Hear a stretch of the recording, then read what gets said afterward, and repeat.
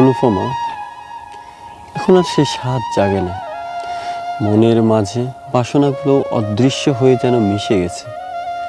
মাঝে মাঝে যদিও বুক ধড়ফড় করে, কোমল ব্যথায় মনে করিয়ে দেয় তোমার সযতনে দেওয়া বিরহ বেদনার কথা, যা সাদরে গ্রহণ করেই এড়িয়ে চলি নিয়মবদ্ধ জীবন যাপনে।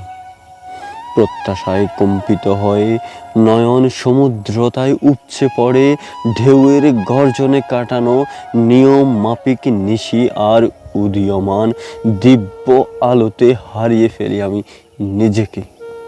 আর হ্যাঁ অনু, সেদিন শুনলাম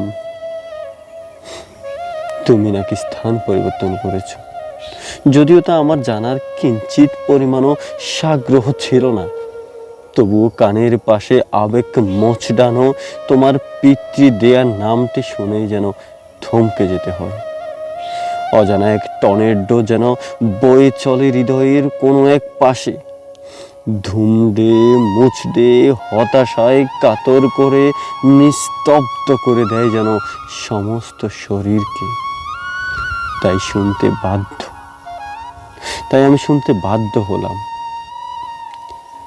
ও, তোমার স্বামী তো আবার সরকারি অফিসের, সেই সুবাদে স্থানান্তরিত হওয়াটা খুব একটা আশ্চর্যের বিষয় না। আমি তো নাম জড়ানো এক সাধারণ প্রেমিকই ছিলাম শুধু, যার সামর্থ্যের বাহিরে ছিল 10 টাকার বাদাম ছাড়া অন্য কিছু দিয়ে খুশি করা।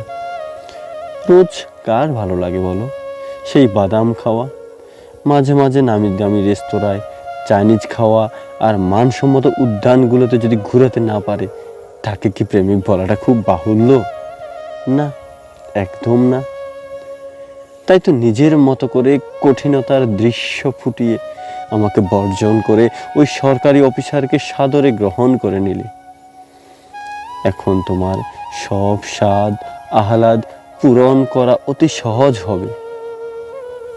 হয়তো হয়েছেই বই কি, তাই তো আকাশচুম্বী রাস রাস সুখের সীমানায় পৌঁছে নিজের তলিয়ে যাওয়া অতীত স্মৃতিকে মাড়িয়ে রেখেছ মনের পদতলে। উপত্যকায় চড়ে গাম্ভীর্যের তির্যক চেতনায় হয়তো ছড়িয়ে বন্ধক রেখেছ বুকের বাঁ পাশের জমানো কিছু প্রশান্তিময় স্মৃতির পাতায়। অনু।